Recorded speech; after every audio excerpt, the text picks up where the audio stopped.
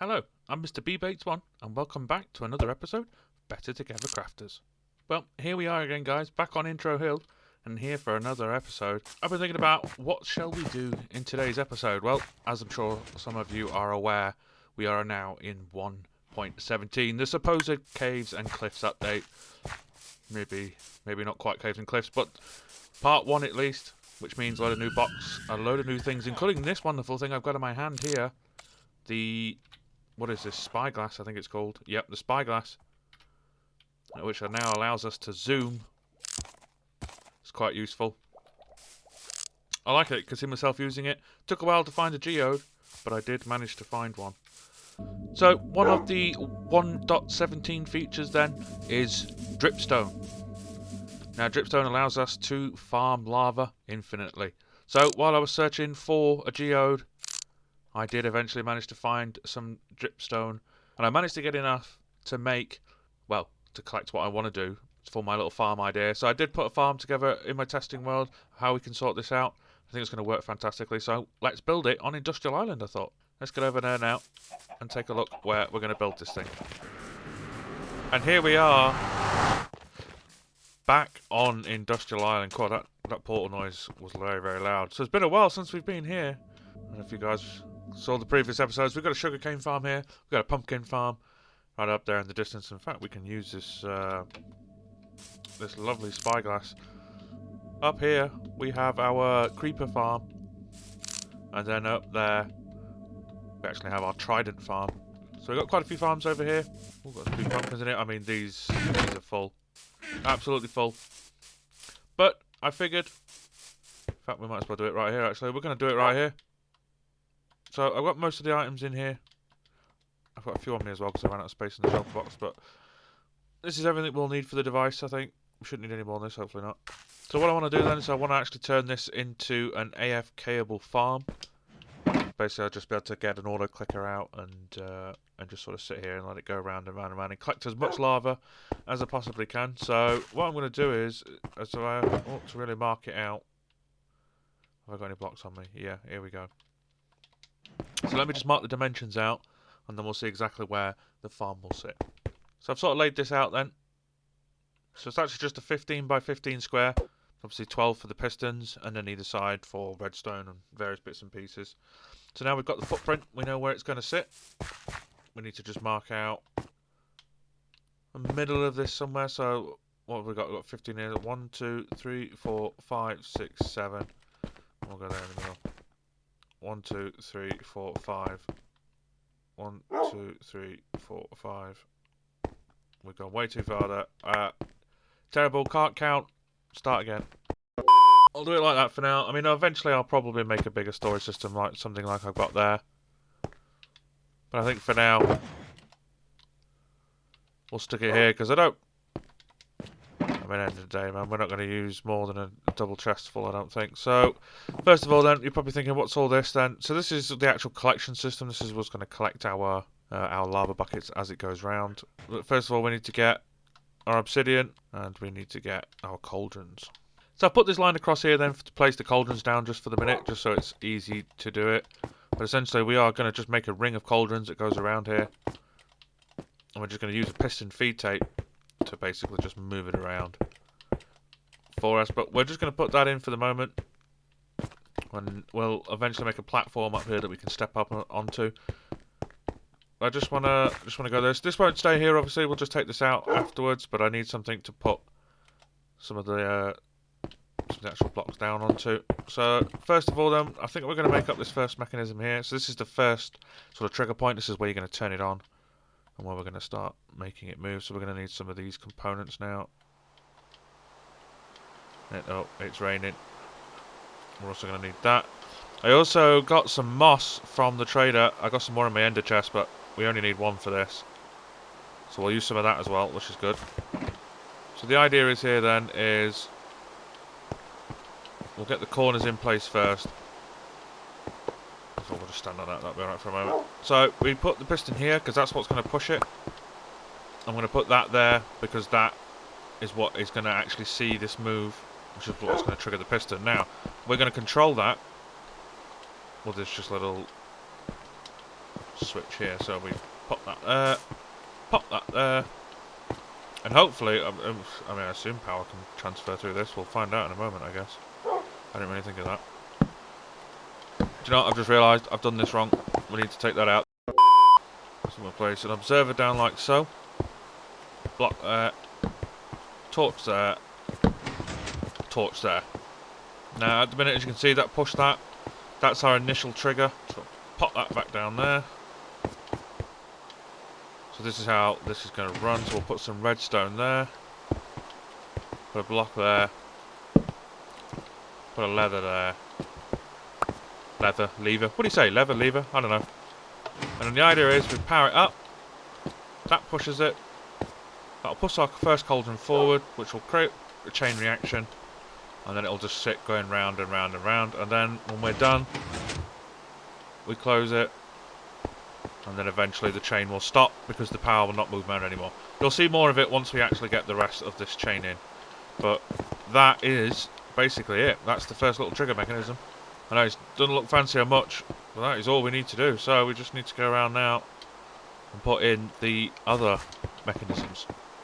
Exactly the same as this, but without the actual get up. So this will just loop round like that and power it as well. So we'll get those in. So where's the cauldrons?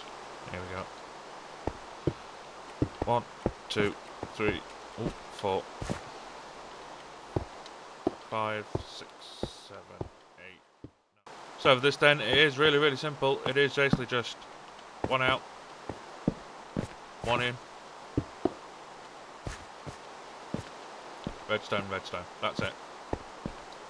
Exactly the same process over there. So I'm just going to get the rest of these in then, and then we'll come back. Okay, so now I've got these in place then, it's time to put these obsidian blocks in place, just to stop the sort of mechanism from going out of sync and pushing it out of place when we don't want it to. So one goes there. Let's just punk that. We put another one there. I'm going to punk this here for a minute. There's too many here, obviously. We'll take these out in just a moment, but another one there. The last one there. So if we were to get up here then, this is how it should now look. So each corner is all set. Obviously we've got too many cauldrons in here. We'll take that one out.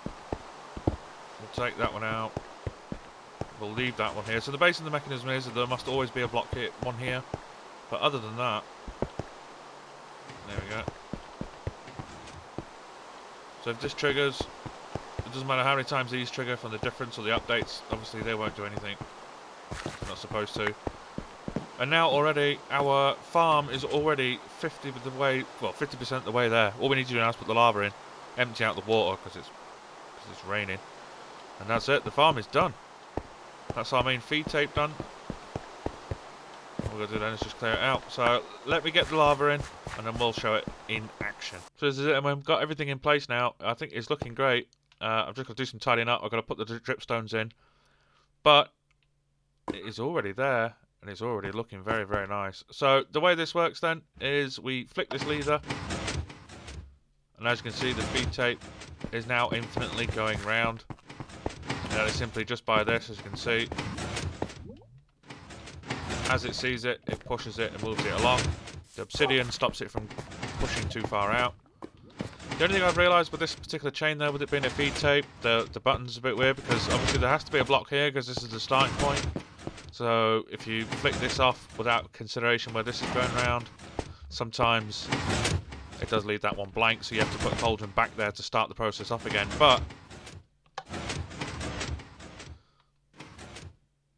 boom, done. See, it stops. It works really, really well. I'm quite happy with this actually. This will do the purpose for sure. As you can see, I've made loads of buckets already.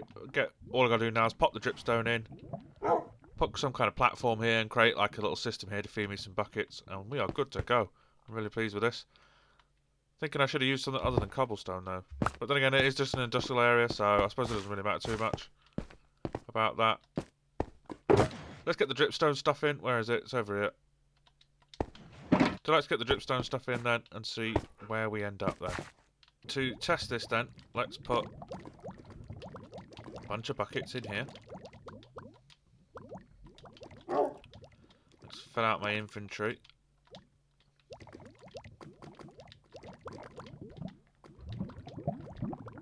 all except one. So just like that. Turn it on. And we just sit here. Just like so. And eventually the lava will automatically come to us.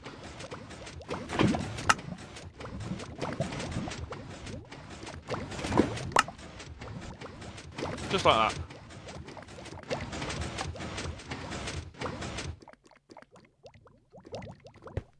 Got 8 buckets left in there, and if we look down here, which we can't because I've been stupid and put 4 blocks here. Let's move that. These should be 4 blocks.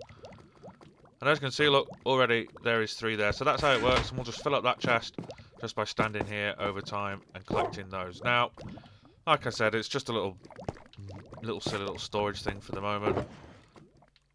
Eventually, let's just make some space here. Eventually, I'll make it into a bigger one like that, I think. But to start off with, I think this is not a bad start at all.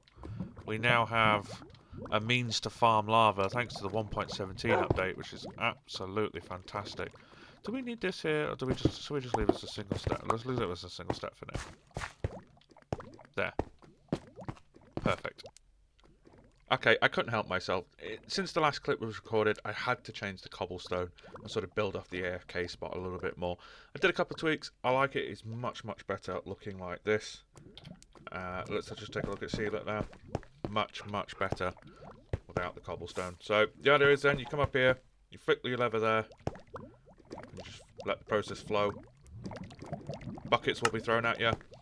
I had done some more lava. So we have now got nearly half a chest of lava there, so this is really, really well. I've also added 2 things to the farm list. We've got infinite lava, and we've got moss farm. Now, we already obviously have the infinite lava, so I've ticked that off. But I think what we're going to do is, we're actually going to dedicate, I think, an entire episode to this. Build up the industrial district a bit more. We'll just get loads of them built all at once, I think. We'll just do like a massive blast on it, and we'll just get loads of farms built in. And I think that'll look absolutely brilliant. There's a lot of stuff we're still doing manually at the minute, so that'd be nice just to get rid of those and not have to do that anymore. Now that we are done here, though, let's go back to the main town and let's have a chat about these hobos. You know, recently I tried to recruit Papa M&Ms into my little crusade, shall we say, against the hobos. I decided to see if I could lure him over first, showing off the little fancy TNT cannon I made. So yeah, the thing itself, let me just check, has it still got, yeah, it's still got some in there, so it still looks like a cannon. And you can still stand here and aim up your sights, sort of thing. So it doesn't look too bad, yeah, just press the button.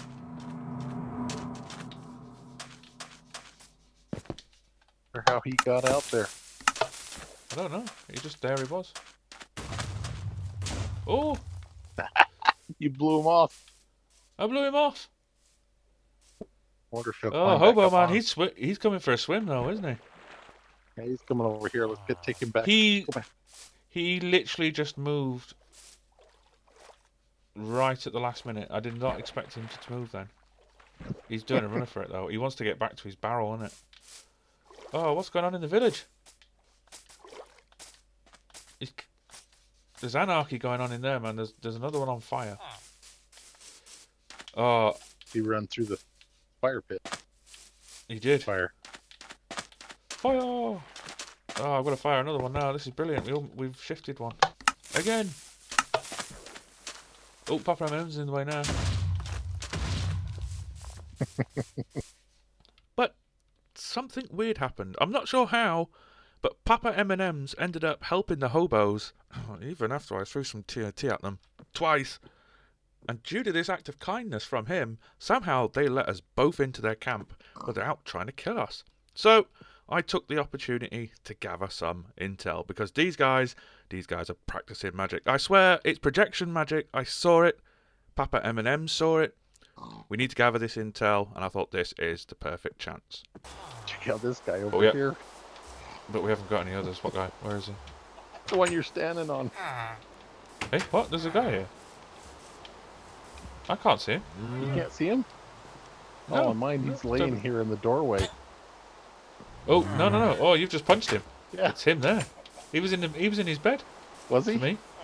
Yeah. For you, but I just punched him out of bed. You just punched him out of bed. He didn't seem happy at all.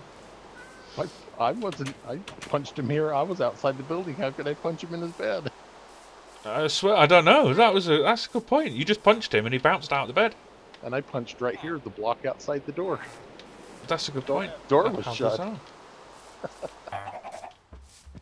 Oh, look at this guy. He's on the floor. This guy's just chilling, man. Maybe he just don't like the bed anymore. This guy right here? We're in there. No, he looks like he's in his bed, but the guy in here looks like he's on the floor. Can you see him? Is he on the floor to you? That guy's in the bed. And there's Yeah, see, a guy he's showing out on the here. floor for me. There's a guy out here laying in the grass. Grass coming up through his legs. Wow. No, it's not showing that for me. It's showing the guy inside the building is on the floor, and this guy's in his bed. And it pops it for me. After mingling with the tribe, helping out the community, and just doing basic stuff around the camp for them, they finally accepted us into the community. And we got to witness a Minecraft birth.